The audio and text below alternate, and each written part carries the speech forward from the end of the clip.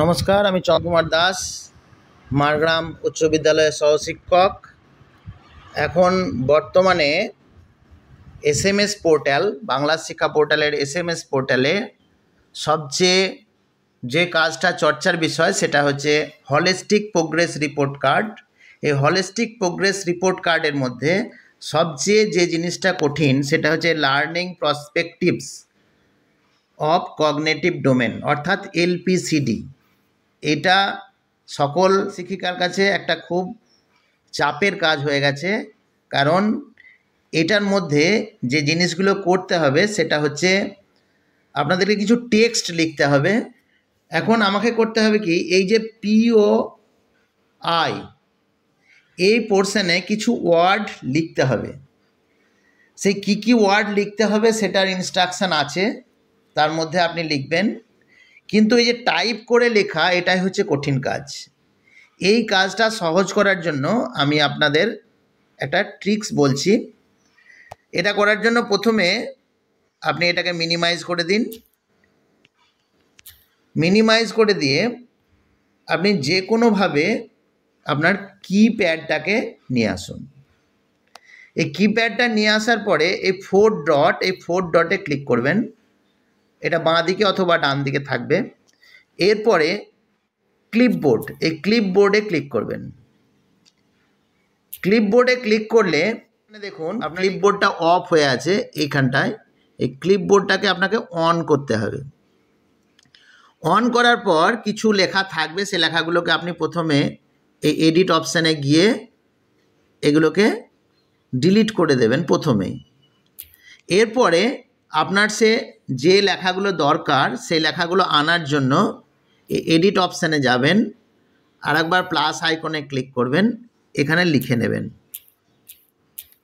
মনে করুন word smart.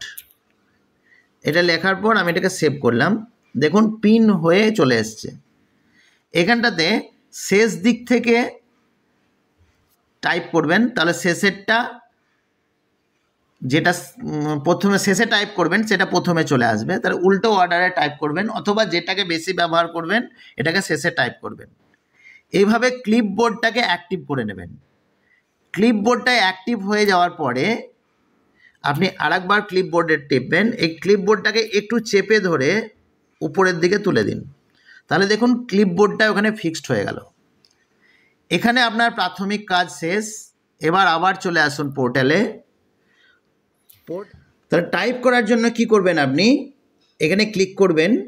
Click করার পরে দেখুন ক্লিপ আর্ট চলে এসছে। আপনি এই ক্লিপ আর্টটাতে ক্লিক করুন। আপনার দেখুন লেখাগুলো সব চলে এসছে। আপনি এমসিকিউ এর মতো যেটা আপনার পছন্দ সেটাকে সিলেক্ট করুন। পরেরটায় ক্লিক করুন। কলম ওয়াইজ করবেন, উপর থেকে নিচে। আবার ক্লিপবোর্ডটায় ক্লিক করুন।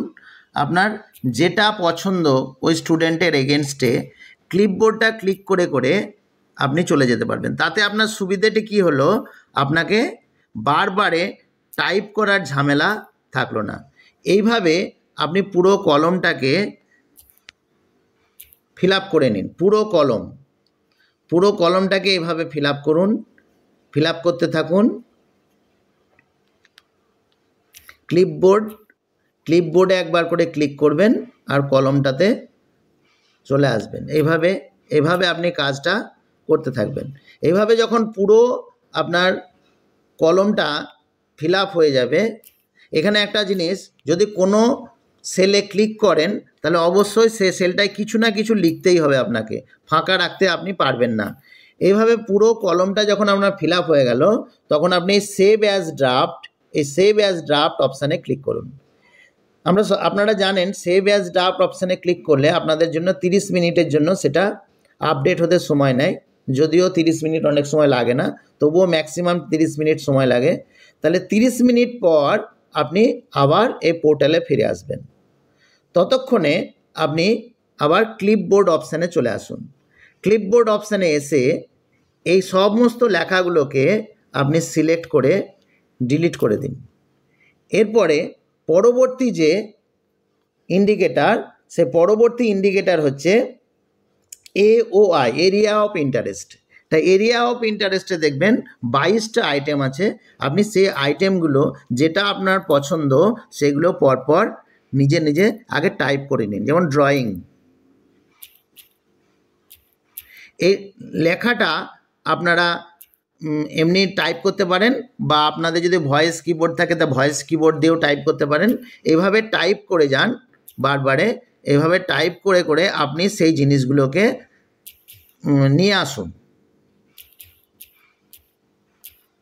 পেন্টিং, এভাবে আপনি পরপর এগুলোকে লিখে যান, তাহলে দেখুন আপনার ক্লিপবোর্ডে চলে আসবে। এই ক্লিপবোর্ডে আসার পরে আপনি আবার পোর্টালে ফিরে আসুন। পোর্টালে ফিরে এসে AOI মানে এরিয়া অফ ইন্টারেস্টের ঘরে চলে আসুন। আপনার প্রথম কলমটা কমপ্লিট হয়ে গেছে, এখন দ্বিতীয় কলমের জন্য তাহলে এভাবে ক্লিপবোর্ডে ক্লিক করুন, যেটা আপনার পছন্দ সেটা দিন, পরেরটাতে ক্লিক করুন, আবার ক্লিপবোর্ডে ক্লিক করে এভাবে আপনি কাজটা করতে থাকুন। এইভাবে পুরো কলমগুলো, যখন আপনার সমস্ত কলমগুলো ফিল আপ করে ফেলবেন, সমস্ত কলমগুলো ফিল আপ করার পরে আপনি সেভ অ্যাজ ড্রাফটে ক্লিক করবেন অথবা সাবমিট বাটনে ক্লিক করবেন। সব কমপ্লিট করার পরে কিন্তু সাবমিট করবেন, সমস্ত কমপ্লিট না হলে কিন্তু সেভ অ্যাজ ড্রাফটে ক্লিক করবেন।